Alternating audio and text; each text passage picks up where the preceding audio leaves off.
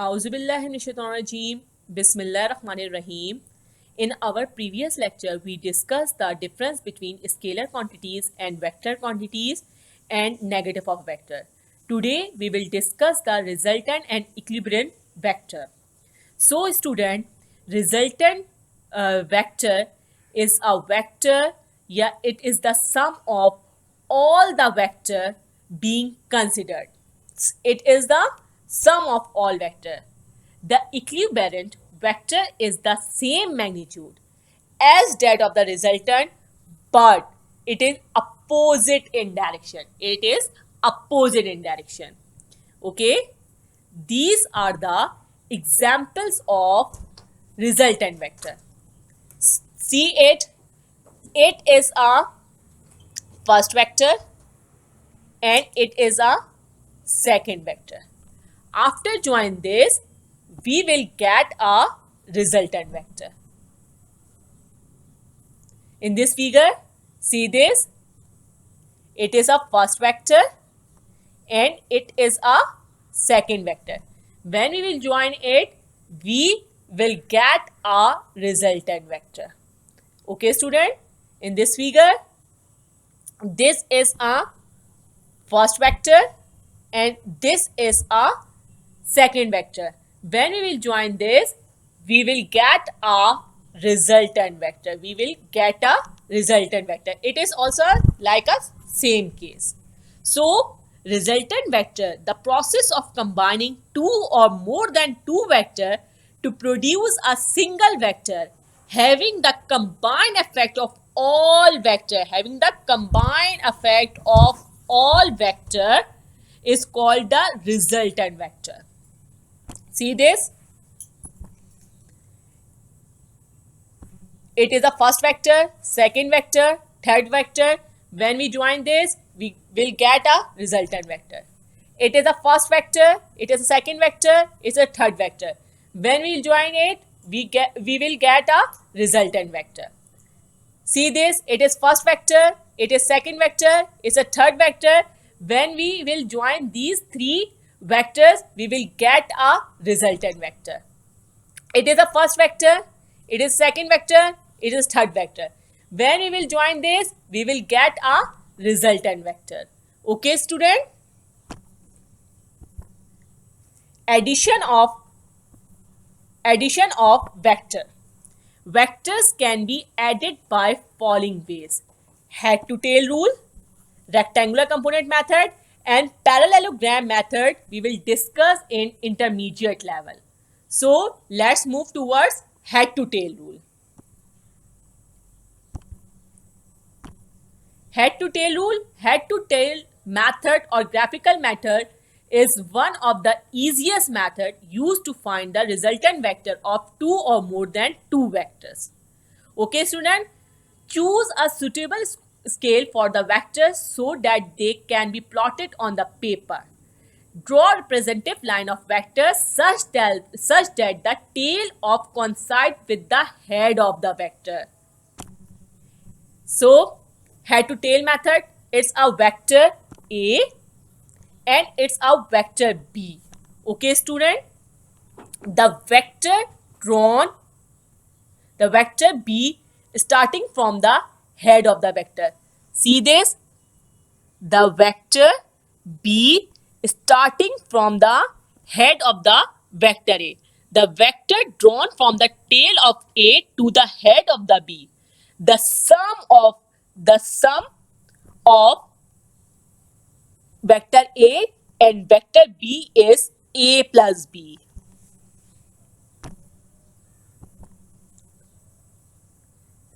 Student, look at this. It's a vector U. It is the head and it is the tail of vector U. Okay?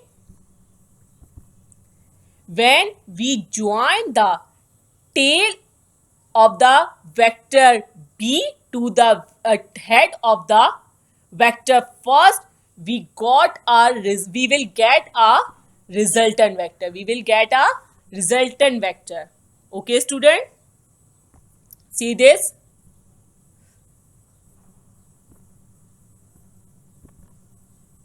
it is a vector A, it is a vector A, and it is a vector B, it is a vector B. When we will join vector A to vector B, we will get a resultant vector A plus B. Okay, student? We join the two or more than two vectors can be added by head to tail rule in a such way that we put the tail of the second vector to the head of the first vector. See this? We put the tail, it is the tail of the second vector and it is the head of the first vector. So we will get a third vector to the head of the second vector. The method of adding vector is known as head to tail rule. The method is head to tail rule. Means when we join the tail of the second vector to the head of the vector and the tail of the third vector to the head of the second vector, so on. This method of adding vector is known as head to tail rule of vector addition. Okay, student? See this. It is a right angle triangle. It is a right angle triangle. It is a right angle triangle. It is the base. It is the base. It is perpendicular and it is hypotenuse. Say it. It is a 90-degree angle, means right angle triangle. It's a perpendicular. 90 angle is always a perpendicular angle. In front of perpendicular angle there is hypotenuse and this is a base. Student, it is an angle of 90 which is always perpendicular. In front of perpendicular there is hypotenuse and here it is a base.